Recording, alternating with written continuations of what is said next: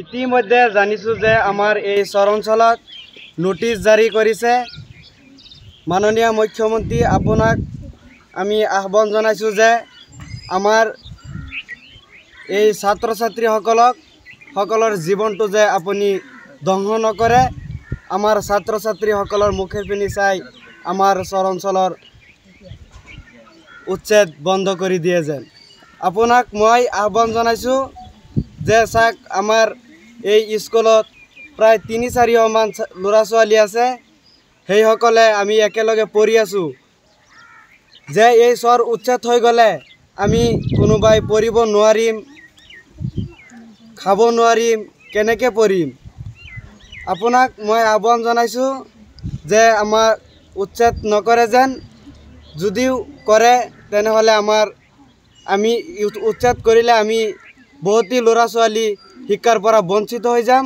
সেইটো আপুনি আমাৰ মুখেৰ পিনে চাই উচ্ছেদটো বন্ধ কৰি দিয়ে যেন, এইটো আপোনাক মই আহ্বান জনাইছোঁ। আজি এটা নটিছ হয়, এইমাত্ৰ এটা নটিছ দেখিলোঁ যে 7খন বিদ্যালয় ইভেকশ্যন কৰিব দিছে। সেইটো এতিয়ালৈকেতো মই কথা পতা নাই। মই এতিয়া DC সাহেবক ফোন মাৰিছিলোঁ, কিন্তু তেখেত হ'বলৈ বিজি থকাৰ কাৰণে ফোনটো উঠাব পৰা নাই। কিন্তু মই যেতিয়া আপোনাৰ DFO সাহেবৰ লগত কথা পাতিলোঁ, তেখেতে কৈছে যে আমাৰ যিটো সীমা আছে, সীমাৰ ভিতৰখিনিহে আমি ইভেকশ্যন কৰিম, তাৰ আগুৱাই নাযাওঁ। কিন্তু আপোনালোকে যিটো নটিছ দেখুৱাই আছে বা যিটো নটিছ মই দেখিছোঁ, সেইটো সীমা অতিক্ৰম কৰি পেলাই অলপ আঁতৰত আহি পেলাই অহা নটিছ। গতিকে এতিয়া সেইটো সম্পূৰ্ণৰূপে আপোনাৰ নিৰ্ধাৰণ হোৱা নাই যে সেইবোৰ এৰিয়াত ইভেকশ্যন হ'ব নে নাই। ৰাইজৰ কথা হ'লে এইটো মই স্কুলৰ মাটি কিনি দিছোঁ। মই দুখীয়া মানুহ, নাঙল কৰে মই খাইছোঁ। এই স্কুলৰ মাটি কিনি শিক্ষকে চাইছে, মই লগে লগে 1 বিঘা মাটি স্কুলত দান দিছোঁ মই।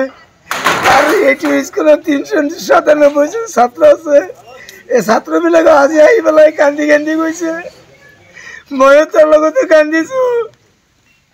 এইটো স্কুল, এই যিমান স্কুল আছে সব গোটেইকেইটা স্কুলৰ ডাঙৰ স্কুল এইটো। আপুনি স্কুলৰ মাটি দাতা হয় ন? হয়, স্কুলৰ মাটিখিনি মই দিছোঁ, দানত দিছোঁ। মই দুখীয়া মানুহ হৈ পেলাই মই দানত দি দিছোঁ। কিমান দিন ধৰি আপোনালোকে ইয়াত বসবাস কৰি আছে? মই ইয়াতেতো 40-41 বছৰ ধৰি বসবাস কৰি আছোঁ। নাম কি আপোনাৰ? মোৰ নাম আব্দুল জলিল মিস্ত্ৰী। এইটো বোৰ্ডতো লেখা আছে স্কুলত মই মাটিৰ দাতা। চৰকাৰক কি জনাব যেহেতু স্কুলবোৰ ভাঙি লৈ গৈছে? ছাৰক কি জনাম, স্কুল ভাঙি লৈ গৈ আছে। স্কুলৰ ছাৰ গম পাইছে যে স্কুলটো ভাঙিব লাগে। স্কুলত বহুত পইচা কিনি খৰচ হৈছে। ইমান সুন্দৰকৈ স্কুল বনাইছে, বনানোৰ পাছত এতিয়া ভাঙিব লাগে। কি কৰিম? চৰকাৰী স্কুল, চৰকাৰৰ স্কুল ভাঙিছে।